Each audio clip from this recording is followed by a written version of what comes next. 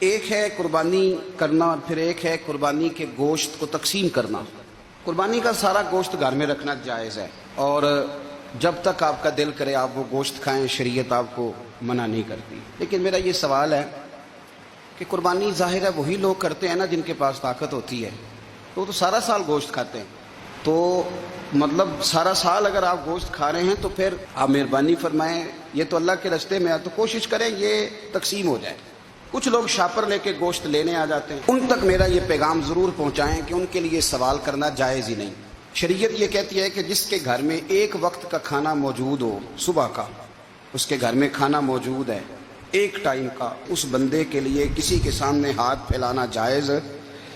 اتنا بھوکا آدمی کہ جس کے پاس اب کھانا ہی نہیں ہے ایک وقت کا بھی، وہ سوال کر سکتا ہے۔ چھوڑیں، سارا سال اگر ہم کسی امیر سے لے کے نہیں کھاتے تو کیا گھر میں ہنڈیاں نہیں پکتی؟ بالکل نہیں سوال کریں، قطعاً کوئی ضرورت نہیں، یہ جائز ہی نہیں ہے سرے سے۔ آپ کو کس نے اجازت دے دی خالی گوشت کی خاطر؟ جہاں اللہ تعالیٰ آپ کو مرچ دے رہا ہے، نمک دے رہا ہے، گھی دے رہا ہے، گھر رہنے کے لیے دے رہا ہے، وہ رب کریم 1000 روپے کا گوشت بھی عطا فرمائے گا۔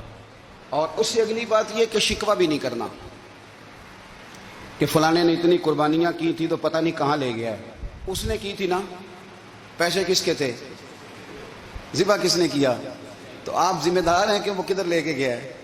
یہ بحث کرنے کی بھی اجازت دین ہمیں نہیں دیتا، تنقید کی بھی اجازت دین ہمیں۔ اس بات کو بھی ضرور ذہن میں رکھیں کہ ہم کہتے ہیں میں نے ابا جی کی اس سال کرنی ہے، اور پھر اگلے سال اماں جی کی کرنی ہے، اور پھر اس سے اگلے سال میں نے اپنی کرنی ہے۔ جس بندے کی جیب میں پیسے ہیں قربانی اس پر واجب ہے، اس کے ابا جی پر واجب نہیں۔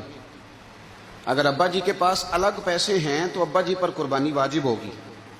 ہاں، اگر آپ کی جیب اجازت دیتی ہے تو آپ 3 قربانیاں خریدیں یا بڑے جانور میں 3 حصے ڈالیں، تو اب آپ 2 والدین کی ہو گئی، ایک آپ کی اپنی ہو گئی۔ لیکن جب تک آپ پر واجب قربانی آپ نہیں دیتے تب تک والدین کی قربانی دینا درست نہیں ہے، کیونکہ یہ دین میں واجب ہے۔ جو نماز آپ پہ فرض ہے وہ آپ نے پڑھنی ہے، اور جو ابا جی پہ فرض ہے وہ ابا جی نے پڑھنی ہے۔ اس مسئلے کو بھی ضرور ذہن نشین کریں۔ اس سے اگلی بات جو اور زیادہ ضروری ہے اس کا ضرور خیال فرمائیں، حصے ڈالے جاتے ہیں قربانی کے حصے، تو 6 حصے ہو گئے، اب 7واں حصہ مل نہیں رہا، تو ایک تگڑے سے بندے کے پاس جا کے مالدار سے کہا کہ چودھری صاحب حصہ ڈال لیں، ایک حصہ کم ہے۔